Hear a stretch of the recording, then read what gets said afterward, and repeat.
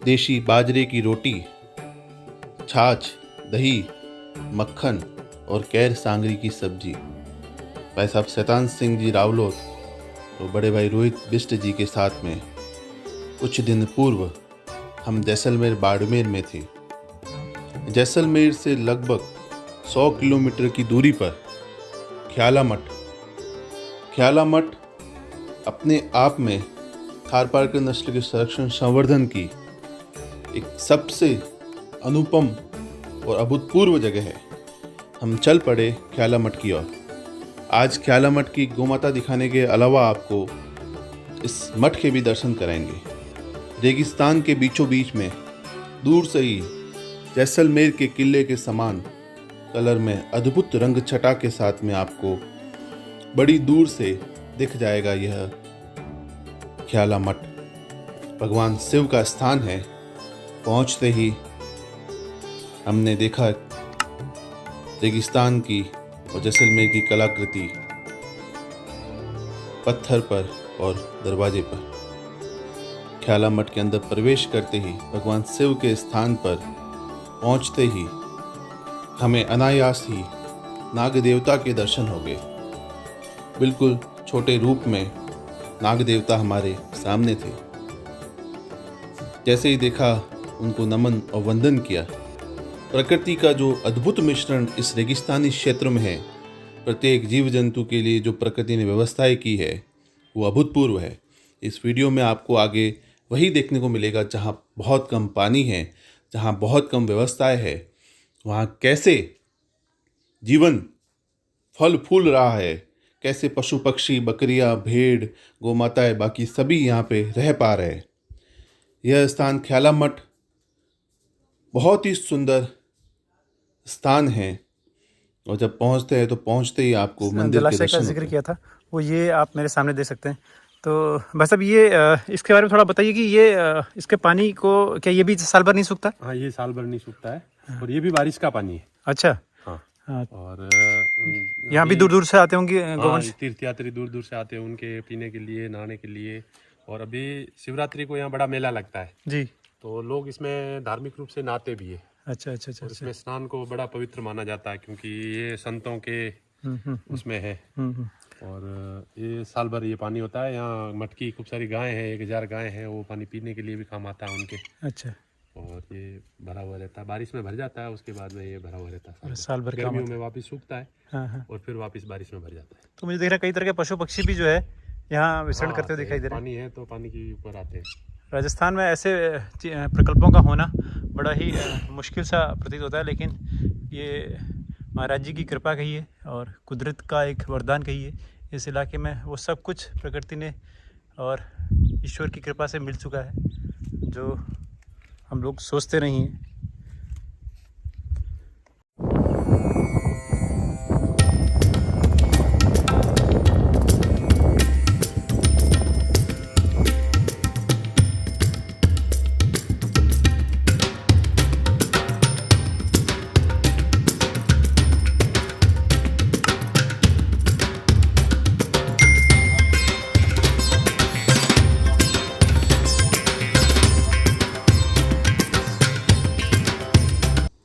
इस अभूतपूर्व मंदिर के दर्शन करने के बाद में इसकी परिक्रमा मार्ग से होते हुए हम आगे ख्याला मठ के द्वारा जहाँ 1000 थारपारकर गोमाताओं की सेवा की जा रही है उस स्थान की ओर चल पड़े।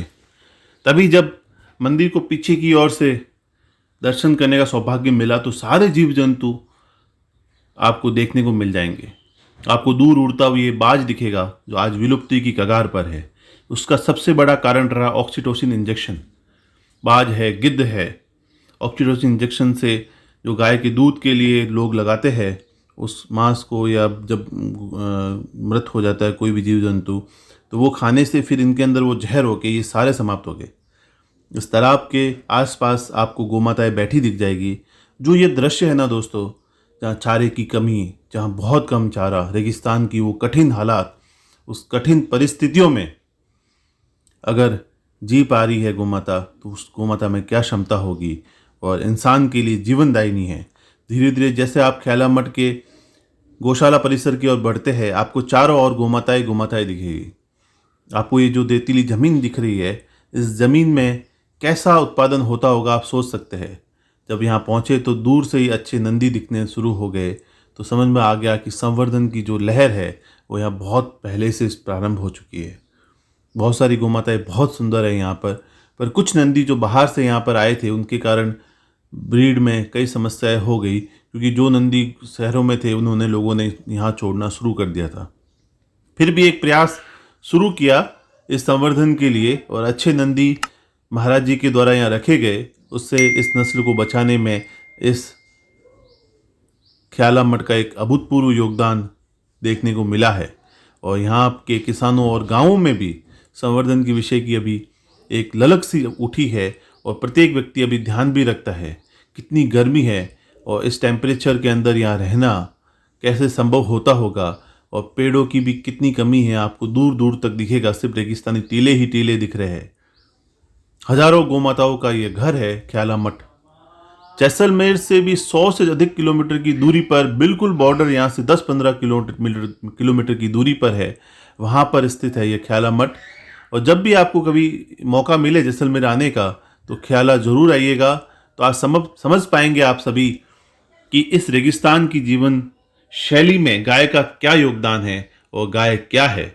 अगर आय का स्रोत कहूँ, अगर जीवन का स्रोत कहूँ, तो सिर्फ और सिर्फ गाय ही है यहाँ पर, क्योंकि खेती की तो ज़मीन बिल्कुल है नहीं।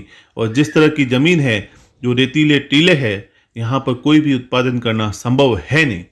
दूर दूर तक आपको गोमाताएं दिख रही है इस क्षेत्र में। और ख्याला मठ का एक अभूतपूर्व योगदान यह रहा दोस्तों कि अकाल के समय में जब साल 2000 का अकाल पड़ा था, उस समय सारी गोमाताएं समाप्त हो जाती, पर इस मठ के द्वारा और पथमेड़ा ट्रस्ट के द्वारा जो चारे की व्यवस्था यहाँ की गई, उसके कारण ये गाय बच पाई। आज तो 20 वर्षों से अकाल इतने विभीषिका दिखी नहीं है। 56वां अकाल और जो 2000 और 87 का अकाल, वैसे हालात फिर से हो जाए तो पता नहीं क्या हालात होंगे। यहाँ से हम आगे फिर पोचिना गांव की ओर बढ़ चले और इसी वीडियो के अंत में यहाँ के लोक कलाकारों के द्वारा एक कलाकृति या एक संगीतमय धुन, एक गीत हमें सुनाया गया, वो भी आपको सुनने को मिलेगा। अभी आपको जो पोचिना गांव है, यहाँ से आगे की तरफ हम निकले थे पोचिना की तरफ। शैतान सिंह जी रावलोत उनके द्वारा ये सारा भ्रमण भाई साहब के द्वारा करवाया गया। पोचिना गांव में जब हम पहुँचे तो वहाँ पर आज जो रोड और नेटवर्क सारा अभी दिख रहा है वो बहुत सुंदर बनाया गया है। ये बॉर्डर जहाँ पे हम पूरी रोड पे निकले तो लगभग 20 किलोमीटर चले, तब तक हमको एक भी गाड़ी देखने को नहीं मिली। पर आर्मी के लिए और बाकी सभी के लिए जो व्यवस्था है रोड की अच्छी की गई है, धीरे धीरे विकास और डेवलपमेंट दिख रहा है। पोचिना गांव भी पूरा गो आधारित विषय पर ही ये गांव कार्य कर रहा है। पहले भी मैंने यहाँ पर वीडियो बनाए हैं। पोचिना बिल्कुल बॉर्डर के पास में, यहाँ से 3-4 किलोमीटर की ही दूरी पर बॉर्डर है। और इस गांव में भी पूरा गो आधारित जीवन शैली ही है। जब यहाँ पहुँचता है तो आपको हर घर में 10-20 गोमाताएं दिखेगी जो खुले में चर के आती है और जो दूध देती है उसके माध्यम से ही घी और बाकी व्यवस्थाएं सारी चलती है। इस गांव से फिर आगे की तरफ हम बढ़ चले। हर घर के बाहर आपको 2-4 पशुधन खड़े दिखेंगे और खुले में चर के विचरण करके वापस आकर पूरा प्रकल्प आपको इस वीडियो के माध्यम से दिखा रहा हूँ। आप सभी का बहुत बहुत आभार। जय गौ माता, जय गोपाल।